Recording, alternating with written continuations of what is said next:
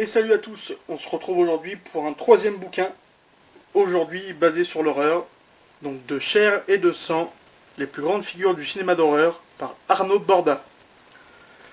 Donc c'est un bouquin aux éditions Hugues et Munin, encore et toujours, 224 pages, donc consacré aux 50 plus grandes figures d'horreur pour les dernières 5 décennies. Donc on va attaquer tout de suite avec une couverture assez cool, vernis sélectif sur les lettres. Hop, on ouvre les petites taches de sang. C'est un accueil un petit peu glauque, mais on va y arriver. Hop. Le sommaire, donc, qui nous présente les différentes années 60, 70, 80, 90, 2000. Ça, on va passer rapidement. Donc, préface par Alexandre Aja, qui est un réalisateur français, notamment de La Colline des Yeux en 2006, Haute Tension en 2003. Donc c'est quand même pas un naze.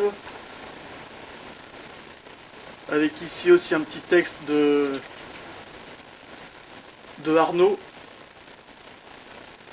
Donc Arnaud Borda, qui est le scénariste notamment de La Horde, sorti en 2009. Il était aussi rédacteur à Mad Movies, donc de 2001 à 2006 il me semble. Et il a aussi critique ciné pour le Fillon Magazine. Voilà. Francky, qui est encore là. Donc là on a des photos de Cannibal Holocaust, de Zombies, de Romero. Petite illustration double page. Donc on voit Bela Lugosi, qui je rappelle est un très bon Dracula. Hop, on avance rapidement, donc je vous présente un petit peu comment fonctionne le bouquin. J'ai fait une petite sélection avant. Donc on a par exemple notre ami Leatherface. Donc de Massacre à la tronçonneuse de Toby Hooper, 74. Vous avez la date. Donc vous avez le descriptif, en gros le scénar du film, quoi, des illustrations, du texte avec des anecdotes. Donc là notamment on apprend que de mémoire Toby Hooper était dans un magasin et en fait il y avait tellement de monde qu'il s'est retrouvé bloqué en fait dans un rayon de bricolage, et en fait il en avait tellement marre quoi qu'il s'est imaginé en train de prendre une tronçonneuse et de démembrer toutes les personnes pour se faire un chemin et puis sortir quoi. Donc ce bouquin voilà, c'est bourré d'anecdotes, c'est assez sympa hein. Je vais pas non plus vous faire lire, hein, vous connaissez la chanson. Alors si, il y a un truc qui est pas mal, alors je vais faire un petit zoom. C'est juste ici. Hop. Donc à chaque personnage, vous avez en fait la force, la ténacité, la résistance, l'intelligence et la moralité. Alors l'intelligence, après vous allez me dire, ils ont quasiment tous le même QI qu'un bidon de Javel, mais bon, enfin, on leur demande pas d'être intelligents, quoi. Enfin, le but c'est de voir du sang, des cris, et puis on est content généralement. Hop. On enchaîne avec, hop là, Michael Myers. Donc vous retrouvez sur la couverture, pour ceux qui connaissent pas. Donc à vous d'ailleurs.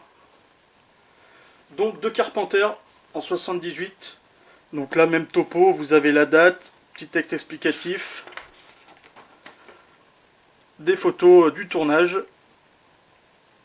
anecdote.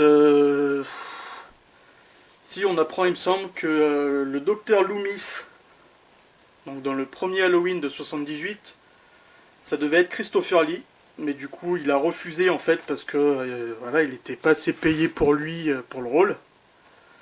Donc il va s'en bouffer les doigts d'ailleurs, hein, il le dit quelque part par là, je sais plus, peut-être derrière.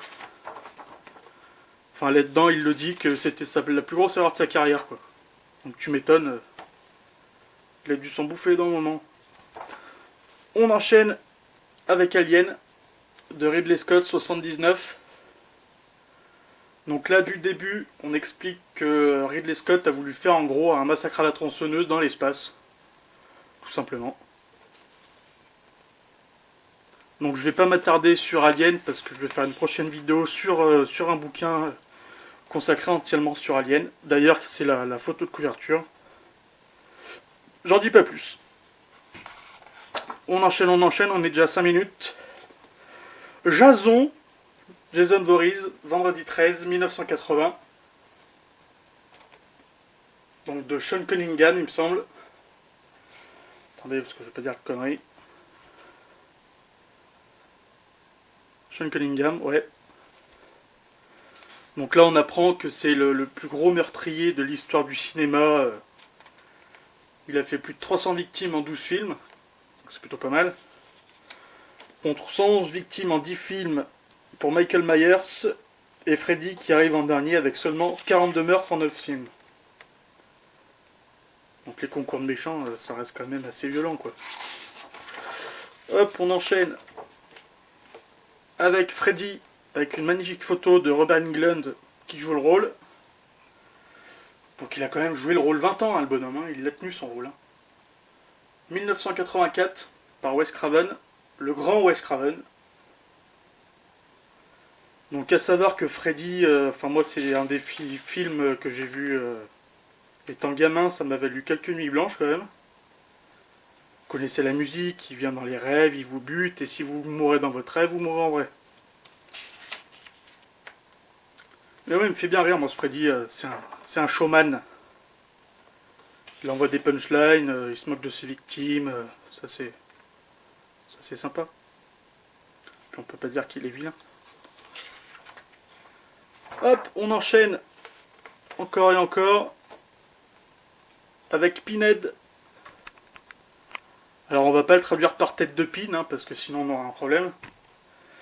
Hellraiser, 1987. Donc par l'écrivain anglais Clive Barker. Donc une saga que j'apprécie beaucoup. Donc vous avez les personnages qui sont appelés les Cénobites. Ouais, ils ont pas de bol, hein, mais après... Donc en gros, il y a toute une histoire avec un espèce de gros Rubik's Cube magique qui ouvre les portes de l'enfer. Et vous avez les Cénobites qui arrivent en tenue de BDSM pour déchirer la tronche à celui qui a ouvert la boîte. C'est sympa, ça a mal vieilli, mais c'est quand même assez nostalgique. Donc là, vous avez Pinhead, donc c'est le chef des Cénobites, joué par Doug Bradley, il me semble. Donc lui, il est bon parce qu'en fait, il bute des gens, mais il se salit jamais les mains, quoi. Enfin bon. Donc voilà, après c'est ça, sur tout le bouquin. Je sais plus quelle page j'avais mise. Cheaper Creepers, voilà, gueule de vomi, comme je l'appelle. Hop. Spalding, etc., etc. Vous avez compris, quoi. Donc voilà, pour ce livre, donc qui valait une quarantaine d'euros, mais que maintenant vous pouvez retrouver pour les vingtaines d'euros sur Amazon. Je remercie encore ma chérie qui me l'avait offert pour un Noël. Vraiment, enfin je l'ai bouffé quasiment en 3 jours. Voilà, donc j'espère que vous apprécierez. Un petit coucou aussi aux copains sur la page Facebook Accro aux films d'horreur et fantastique. Donc notamment à mon pote Olivier, coucou. Donc une petite page sympa qui réunit tout un tas de petits alcooliques cinéphiles assez sympathiques. Voilà, donc n'hésitez pas à faire un petit tour. Allez, à bientôt.